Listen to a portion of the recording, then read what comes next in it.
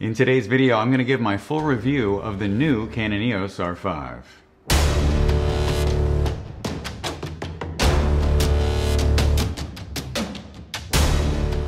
I've been using the new Canon EOS R5 for about a month now, and it's taken me a little longer than I thought it would to make this video review today, but that's because I had a lot of trouble figuring out the post-production on these images. A lot of times when you get a new camera or new anything, the backside doesn't always work the way that you're used to. And so I had to wait around for Lightroom to update, and then when it finally updated, I was very excited and downloaded the update and installed it, and then was very disappointed when I realized that the color matching camera profiles were missing. And this is a very important step to my workflow, and so I had to try to start to find another solution. And so then I found a third-party company named Color Fidelity that makes color matching camera profiles for Lightroom, and I used those, and then I decided that I would try out Capture One, and I think finally I'm happy with the post-production workflow so that I can give a full review and recommendation of this camera. And the bottom line is I absolutely love it. Coming from the 5D Mark IV, this is a huge upgrade. And so a lot of today's video will focus on what it's like for me as a commercial photographer going from the 5D Mark IV to the R5.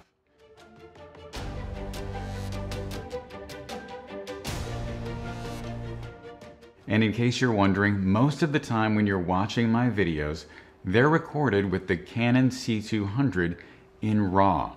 This video today is going to be filmed entirely, maybe except for one or two segments, well, at least the segments where you see me talking, are going to be recorded entirely with the R5 in 422 HQ, or fine when you're looking at the back of the camera, and then that signal is going out to an Atomos Shogun and being recorded in ProRes 422 HQ. Then the log footage is going to be graded in Final Cut Express. I haven't used that in like 10 years. Probably because I've been saying CF Express all the time, I happen to make that slip. So it'll be graded in Final Cut 10. And that's what I use all of the time. And in case you guys don't know a lot about me and you're watching my video for the first time, I'm a commercial photographer that shoots mostly portraits of people, and I also shoot video as well. I used to be a photojournalist, and I traveled all over the United States and sometimes Canada covering major news and sports events. And I've covered everything from the Stanley Cup to the Super Bowl, with very few exceptions, and presidential races and that sort of thing. And then a lot of my advertising clients, brands like, you know, Windex or Miller Beer Company, things like that. So you never really know as a commercial photographer what your clients are going to be like, and things change year to year, but just know that that's sort of been my career in a nutshell, and that's where I'm coming from as I make these videos. So there are 4 things about the user interface of this camera that I think are absolutely fantastic. And the first one is the autofocus system. The face tracking and eye detection autofocus is going to mean that you will get so many more pictures in focus compared to the 5D Mark IV. With the 5D Mark IV using AL servo and usually the plus icon or sometimes the small square or the spot autofocus, I would get about 80% of my images in the studio in focus. And if I was shooting at 1.2 or 1.4, that percentage might go down as low as 50% taking pictures of people. With the R5, in similar circumstances, at those 1.4, 1.2 f-stops, you're going to get a lot more pictures in focus, probably more like 90%. And if you're shooting, you know, f8 or that sort of thing, the percentage is going to be much higher, around 95%, and that is in the studio. Now, I also tested the camera out for sports, and it worked fairly well. I would say it exceeded the performance of the 5D Mark IV. I don't really have test data for that. It's just anecdotally from my experience in using that camera for 2 years. The R5 was easily able to nail easy to focus sports subjects like people running or a quarterback throwing the football, And once I realized that in a test I conducted of people practicing football, I decided to try something that was much more extreme and very hard for most cameras to focus, and that is wide receivers catching footballs. And I did so with an adapted 400mm 2.8 version 2 IS lens. Now I didn't use an RF lens because there really aren't any RF lenses in this class, and the version 3 of this lens just came out, and I'm not so certain that a lot of sports photographers are actually going to buy that lens because there's probably an RF lens on the horizon. So with that in mind and in that setup, about 90% of my images from those easy to focus subjects like running people and quarterbacks throwing the football were in focus. But then when I moved on to shooting extremely difficult subjects like the wide receivers that are moving laterally and jumping vertically and making extreme movements, my percentages were about 2/3. 2/3 of my pictures were in focus. And I think that's actually a pretty good percentage considering that this is a high megapixel camera. Now it's not going to be the 1DX Mark III, and I don't think it's marketed as such. I think a lot of the times people have looked at this camera and think that it's going to outperform a 1DX Mark III or an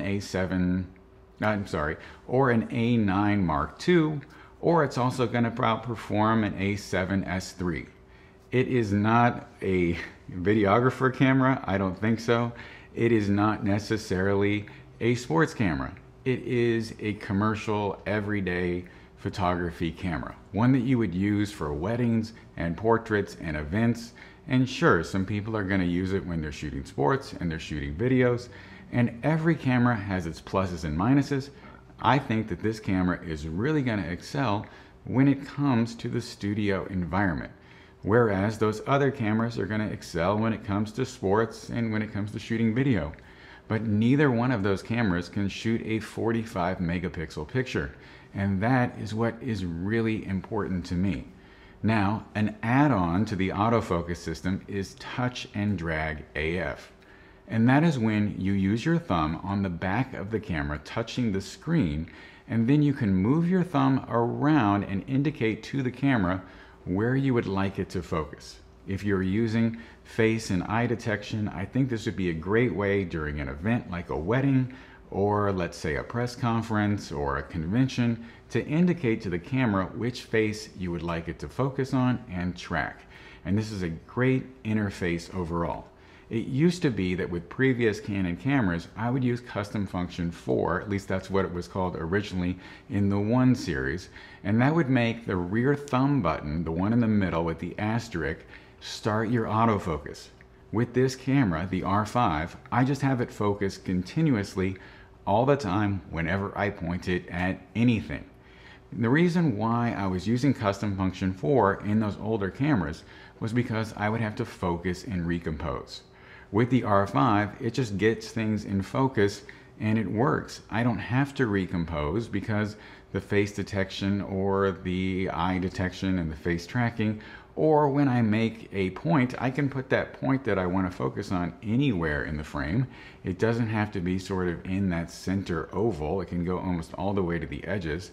And so because of that, I don't need to focus and recompose anymore. So I've been training my brain to work differently. In fact, I've turned the AF on switch into an AF stop switch. And I think that's going to be the best way for me to use this camera going forward. Now, the entire time that I've been using this camera for the last month, I've been using adapted lenses.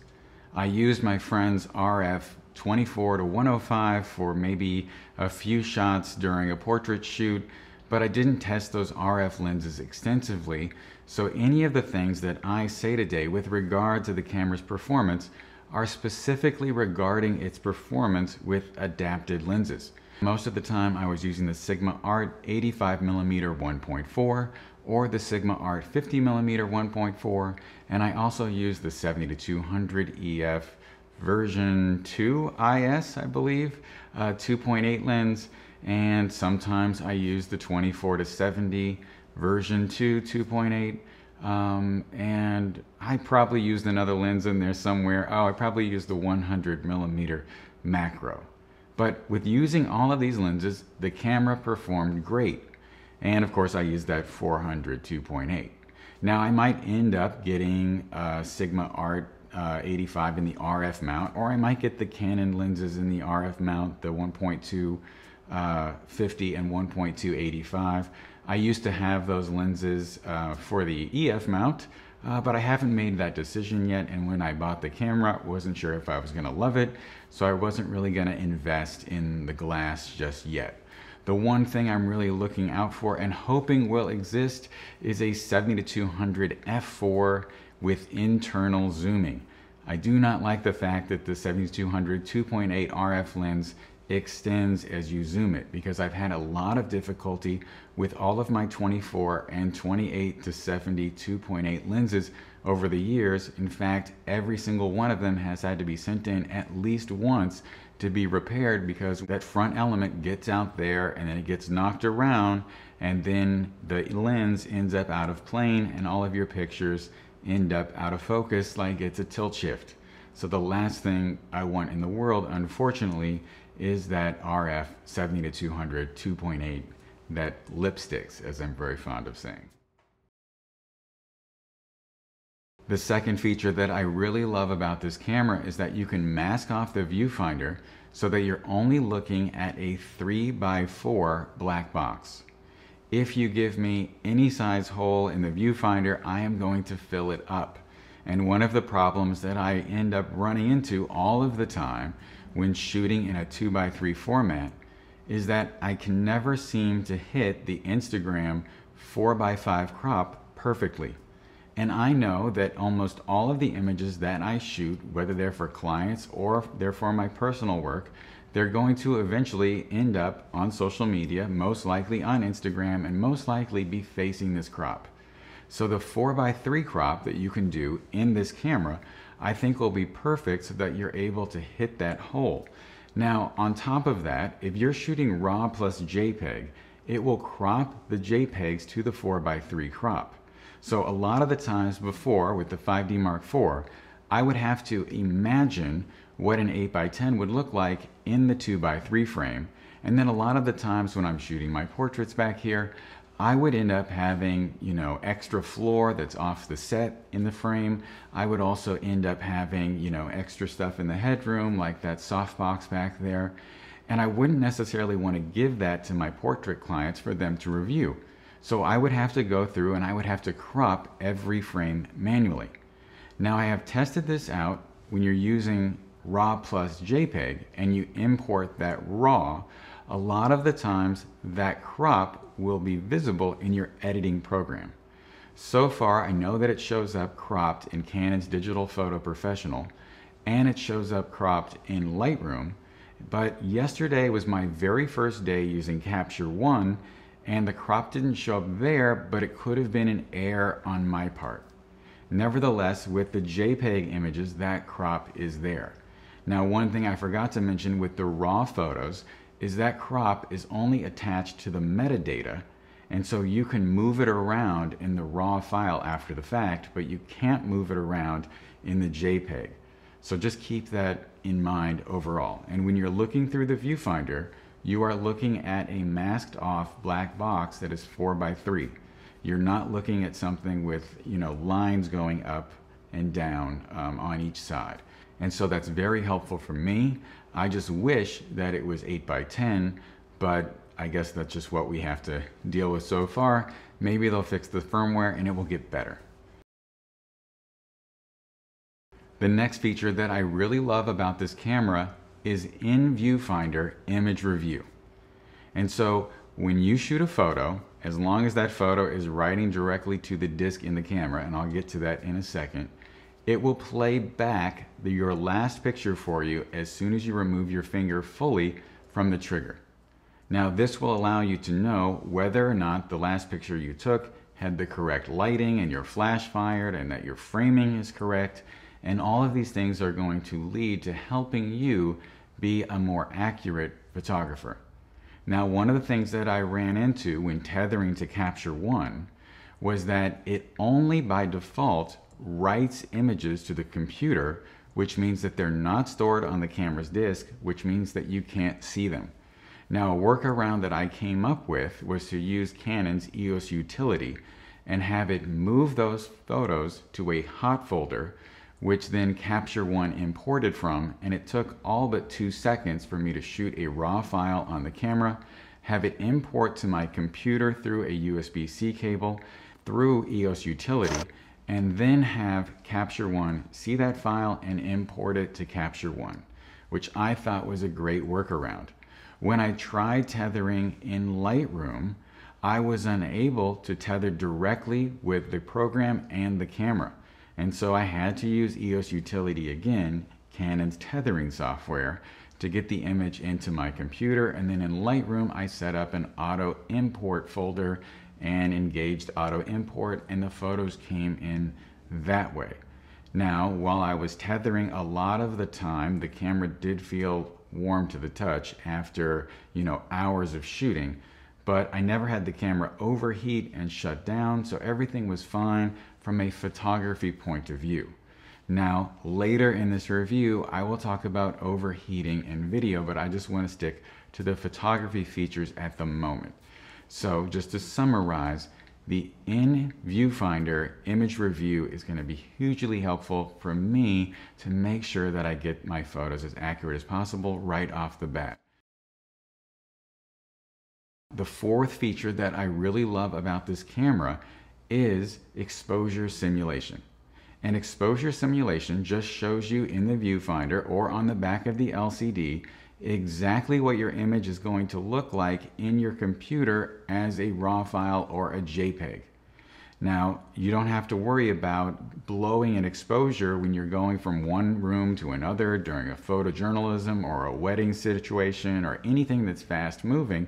You're just going to know that what you see is what you get. Now, as a portrait photographer, if you have exposure simulation turned on and you're shooting a portrait, let's say at a 200th at f8 indoors, you're going to be looking at a black box. So you're going to have to turn off exposure simulation. But there is a way where you can turn it off and then have it come on when you need it whenever you press the depth of field preview button on the front of the camera. And when you're shooting video, exposure simulation is on all of the time, so you don't have to worry about it in that context.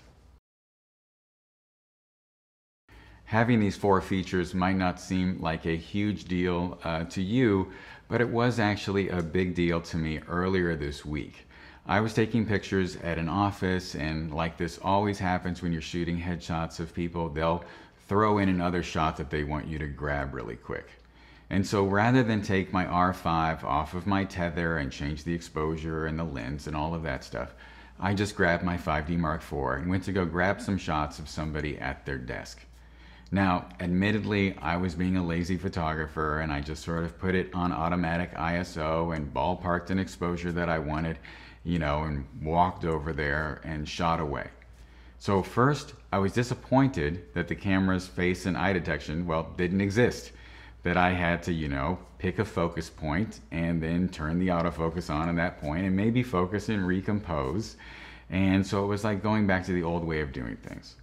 And then, like an idiot, I had the exposure compensation for some unknown reason set to +3. And then what happened, of course, was that all of my photos were completely blown out. And if I had the in viewfinder image review, I would have known immediately that I made this mistake. But I had to go through shooting a series of photos and then reviewing them on the back of the camera, and it just didn't work out so well. The whole experience using the 5D Mark IV as compared to the R5 just seemed really antiquated. And it made me really wish that I switched to mirrorless sooner, but that's sort of the breaks. Now, all of this might sound extremely positive about this camera. I am really positive about using this camera. I bought it with my own money. I do enjoy using it. Nobody's paying me to say any of these things. And when there's anything negative about this camera, I'm going to tell you and let you know about it. Let's just keep going and we'll head on to our next topic, which is the shutter. Now the shutter in this camera has 3 options. The first one is mechanical. That's pretty much old school, only of course in this camera there's no mirror going up and down. Then there's first curtain electronic, and then there is fully electronic, which is what most people are going to refer to as silent. Now, from what I've read and heard before, the silent shutter, or I should say the electronic shutter, gives you 20 frames per second all of the time. Then I've also read in the manual that when you're using fast lenses wide open, and it doesn't define what a fast lens is, whether that's a 2.8 or a 1.2, I'm not really sure, that you're going to have some difficulty with the background, or something weird is going to happen with your pictures when you're using the first curtain electronic shutter. So back to the silent shutter or fully electronic shutter. When I was doing my sports test, I decided that I would try this out. And it worked out pretty well. It was basic things like people running and maybe the guy throwing the football. But it really went off the rails when I started shooting the receiver catching the ball. And the problem was that the ball was coming through the frame and rolling shutter happened. And rolling shutter happens because your camera's sensor is scanning from the top to the bottom when it's in this electronic mode, or I believe all the time. And as that ball entered, it was in a different place as that roll went down. And so that caused my football to be extremely distorted, like a flying saucer. And then the guy caught it and it looked okay. But then I also saw some distortion in his helmet. And when I posted on YouTube that I don't think you should use the electronic shutter, I got all sorts of people arguing with me about it. So I'm just going to give you my general feeling about that. And that is, as a sports photographer, a lot of the time what you're looking for is that peak action moment. And that is, in a football context, the ball on the person's fingertips. And in this test, when I did that, the ball came in and it looked crazy. So whether or not I'm shooting at 9 or 12 frames a second versus 20 frames a second, well, let me put it in different context. I believe that I can capture that image a lot of the time at 9 to 12 frames a second. And that would be the mechanical shutter. Now you've got to get a lot of things happening all at once to get the 12 frames per second. Like you've got to be using a 60% battery and shooting while rolling downhill and using a particular lens at 1,000th of a second and on. But you can get it. But the problem with the electronic shutter is, yes, you're going to get 20 frames. But what good is it to you if the frame that you need, that you're looking for, that you want to capture is ruined? Now, people argued, well, you just pick the next picture where the ball is in the guy's hands. Well, that's not really the point. The goal when shooting a football catch is to have the ball right on the guy's fingertips. And if that ball looks crazy, I don't want that picture. So given the fact that you're going to probably blow the peak image while shooting sports if you use the electronic shutter, and given the fact that with the first curtain electronic shutter that the manual suggests that you don't use it with wide open lenses, I've just decided that I'm going to use the mechanical shutter all of the time so that I don't run into any difficulties, because I do like to shoot wide open when I'm shooting in the studio. On top of that, this camera, even in the 12 frames a second mode, is a lot quieter than the 5D Mark IV because you don't have that mirror going up and down. Now, I can understand where in certain contexts, like a courtroom or a wedding ceremony or something like that, you may want to be incognito. And maybe in those situations, the electronic shutter is going to be fine. I did hear from people that using the camera while shooting birds with the electronic shutter was perfectly fine. So maybe the problem only exists in extremely fast-moving small objects like a ball. But if it were a golf tournament, I can only imagine what the club might look like, or a baseball game, what's the back gonna look like? Now, I don't know why the mechanical shutter doesn't exhibit the same rolling shutter issues, since you are still scanning from top to bottom, or I guess in this context, because your image is projected onto the center upside down, you're actually scanning from the bottom up or something. I guess it doesn't really matter. But I'm guessing that something has to do with the curtain moving as the thing is scanning, and maybe that prevents you from having the rolling shutter issue. And keep in mind, when I was shooting the football practice, I was shooting at a 4,000th of a second. So it wasn't motion blur or anything of the sort.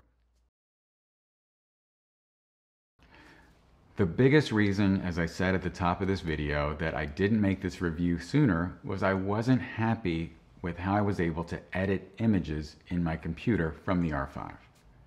So my entire life, I've relied, well, it feels like that, at least the 7 years, I've relied on using camera matching standard in Lightroom as my profile to manage the color for my pictures. So if you go up to the top right in Lightroom and you click on Browse, or you click on this window pane over here on the far right, you'll be able to browse down to where it says camera matching and then find the profile standard. This pretty much emulates the standard that you get, or picture style standard, from the camera. So originally with the R5 files, the only way that you could view them was in Canon's applications. And I would use their EOS utility to ingest the images directly from the camera. And then once I had them in my computer, I would use their image editing software called Digital Photo Professional. And if you've ever used this, it is a very slow profile, or very slow program that moves at a snail's pace, and it only has very ham-handed global adjustments, and it might be great for batch processing some JPEGs of something, but it's not the best program to use.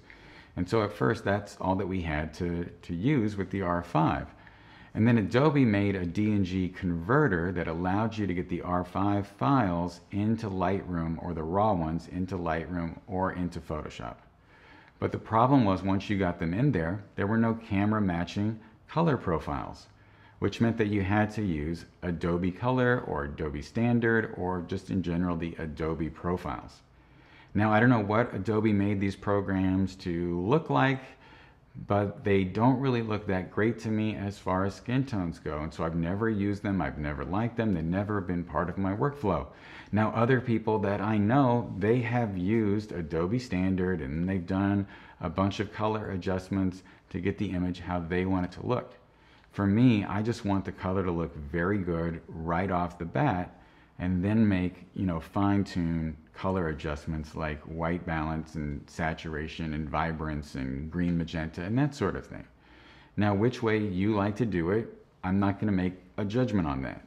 I just know that this is the way that I like to do it and how it works best for me in my workflow. And so not having camera matching standard, even after Adobe updated Lightroom a few weeks ago, or maybe less than 2 weeks ago, was really a drag. And when I started to look into it, I realized that Adobe didn't have camera matching standard for the last 2 Canon cameras, the RP and the 1DX Mark III. And those cameras have been out for 18 months, give or take, and 6 months respectively, which means that I don't have any faith that there are going to be camera matching color profiles for the R5 or the R6 anytime soon. And so that led me to try to look for another solution. And someone suggested that I check out Color Fidelity, which is a third-party company that makes camera profiles for all sorts of different cameras, and then you can import those profiles into Lightroom or into Photoshop and use them to get color specifically for your camera. And then I made a video about those profiles, which I'll link to up here. When I posted that video, people seemed rather confused. That they were like, I don't use presets. Well, I was confused by people's reaction. A profile is not a preset. In addition to that, people said, you don't have to use a profile, which was also very confusing, given the fact that you literally have to use a profile. Now, whether or not you use Adobe Standard, which is the default, or something else is up to you, but you don't have a choice to not use a profile.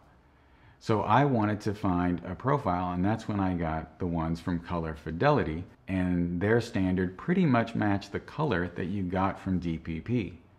And that is when I realized that DPP standard doesn't match Lightroom camera matching standard for the 5D Mark IV. Now, after I posted the video, I started getting all kinds of comments from people, and one of the things they suggested was using an X-Rite Color Checker Passport 2. And what this is essentially just a small chart that comes in a little pocket fold-up plastic thingy, and you hold it up in your picture and take a picture of it in a tungsten environment and let's say a shade environment, and then you're able to make a profile for the camera. Or you could make a profile for each photo shoot based on the room that you're shooting in, because light bounces off of walls and that sort of thing, and every modifier is different, and so it will render your colors different. But this essentially will allow you to get a very neutral, color accurate profile for your camera. I'm not sure if I'm gonna like it, but I went ahead and ordered one because I think it might be a solution and it might allow me to keep using Lightroom. Now, since I mentioned that, I've also started testing out Capture One, and I found that the color from Capture One and the R5 looks really great, and I like the way that it renders colors. I like it more than the 5D Mark IV colors were rendered in Lightroom, and so I might end up sticking with Capture One. I'm just gonna have to learn a new program, but it seems to function extremely well, and that could be my solution going forward. And because I've pretty much figured out this workflow, I can say confidently that the R5 RAW file has better image quality than the 5D Mark IV RAW file. In general, it feels like I could blow an exposure by 3 stops with the R5 file and fix it, whereas I think that was probably a stop and a half or 2 stops with the 5D Mark IV. In general, with the R5, you're going to have more shadow recovery and highlight recovery, and that sort of dodging and burning in extreme situations should work out pretty well. In addition, there are 50% more megapixels, and who doesn't like more megapixels? Well, maybe except for a skin retoucher. And then on top of that, I think the noise should be better, but I'm not really sure. I haven't used the camera over 400 ISO, so I can't really speak to that, but I think in general we can expect things to get better with each generation.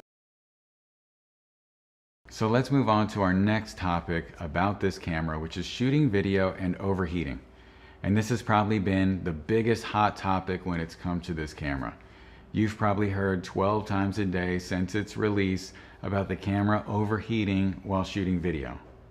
I feel like this camera is probably used 95% of the time by still photographers or photographers who shoot video, and yet there is a very vocal minority of about 5%, maybe fewer, of users who are really upset about this. And so they have a reason to be upset. I totally get it and I totally understand it. I just think a lot of the times with this camera, as I mentioned earlier, it's being judged because it's not simultaneously a sports camera and a video camera. I believe that this camera, the R5, is primarily a photography camera to be used in the studio or at a wedding or an event or that sort of thing. It's not for a football game, and it's not to shoot a documentary on for 8 hours a day. But there are ways to make this camera work for many workflows. And I think most people will be happy with this camera with the recent firmware update. So before they upgraded the firmware, I figured out by doing a test and looking at other YouTube reviews, I didn't figure this out all on my own, but I did figure out that if you take at least one card out of the camera and you let the camera go to sleep, at least have the back screen shut off while you're recording externally on an external recorder, you should be able to record for multiple hours. So for my usage, normally what I'm doing is shooting interviews of people and then B-roll to go with it. So with this external recording capability, it should work out just fine for me. I just need like 30 minutes of B-roll and an hour-long interview. And so whether or not I record the B-roll externally or internally is not really a big deal to me. The improvement to the firmware, apparently according to No Life Digital, who's also tested out the camera and the new firmware, you should be able to record with the screen on externally for multiple hours, which would mean that you can monitor the back of your camera, making sure that everything remains in focus, or maybe looking at the audio meters. Well, that should be on the external recorder, but you'll be able to, you know, tap the screen and just see what's going on and those sorts of things, and it should work out just fine. And then other people in their reviews of the new firmware found that you can shoot B-roll for long periods of time if you start and stop and perhaps turn the camera off, you know, while you're walking around and that sort of thing. So I think this camera will be very functional for most users. This camera is probably not a great camera if you're trying to record 4 hours of wedding footage back to back internally. It's probably not a great camera if you're trying to shoot a documentary for 8 hours a day. But it is going to be a great camera for a lot of uses. You just have to know the limitations and work within those limitations. So for me, I'm likely going to use this as a B camera with my C200, which will be my A camera. And the reason for that is that the C200 has audio inputs, and I'll be able to use professional microphones with it and that sort of thing.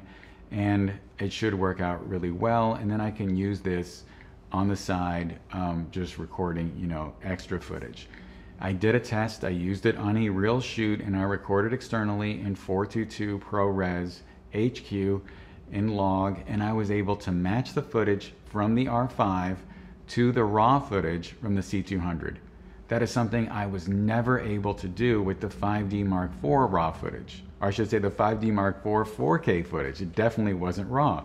In fact, it was only 8-bit color, and it had a really bad, inefficient codec. It took up all kinds of space, and whether I shot it in log or I shot it in neutral, I could never get it to match the C200, and using them both on an interview was sort of a fool's errand, and I just sort of gave up. But the video from this camera is going to be a lot better than the video from the 5D Mark IV. So if you are like me, using it in this particular way, you'll be very happy. And I guess if you were just using the 5D Mark IV only, this is going to be a big upgrade for you as well. Now, one of those limitations that I did learn, I believe by reading the manual, is the only way you will get 422 color is to record, I should say 422 10-bit 4K, is to record internally to the CFast Express card or externally through the HDMI to a recorder. The manual appears to read that if you shoot and record to the SD card, you're going to get 420 4K. And so that may not give you the best results, so just keep that in mind when you're thinking about your purchase. But let's move on to our next topic, which is the form factor of the camera. This camera is a little narrower and a little lighter than the 5D Mark IV, with both of them with the grip on. For me, someone with really big hands, the camera felt fine in my hands. It was perfect using it. I didn't feel like I was like, you know, enveloping it in a big hug, and it was uncomfortable or weird in any way. And so I really have enjoyed using the camera. The other thing about the design is that since they put the screen on the back, they relocated all of those buttons that were on the left side to be more on the right side, which means you'll now be able to hold the camera with your left hand, I should say hold the lens with your left hand, and use all the functions on the back of the camera with your right. Previously, you'd have to hold one side of the camera with this hand and one side of the camera with this hand and let the lens dangle, which might not have worked out so well. True story, I think back in 1997, I was switching lenses while shooting a press conference with Bob Dole, who was the Republican nominee for president for the Republicans in 1996. And I went to take the film, can you imagine that film, out of my camera while walking through the lobby of this hotel. And I tipped the camera forward to take the film out, and the lens fell right off of the camera. So holding on to the camera might be a good thing when you tip the camera forward. I'm just saying, holding on to the lens, that is. So I think that's a good thing about the form factor of this camera. Overall, it's a pleasure. In fact, given all of these things together, the user experience, the image quality, the improvements to the video firmware, I am confident enough that I'm going to get rid of my 5D Mark IV, the one that I have left, and I'm going to buy a second R5. Because using the two seems very crazy, but on top of that, I know that I can count and rely on this camera, and it's going to become my main camera unless something else comes along. But for now, that's my plan, and I'm just going to go ahead probably as soon as I upload this video, and maybe I'll get the R5 in time for Christmas. Who knows? My birthday's also in November if you want to get me anything nice. Anyway, guys, thank you so much for watching. Stay safe, have a great day, and I'll talk to you soon.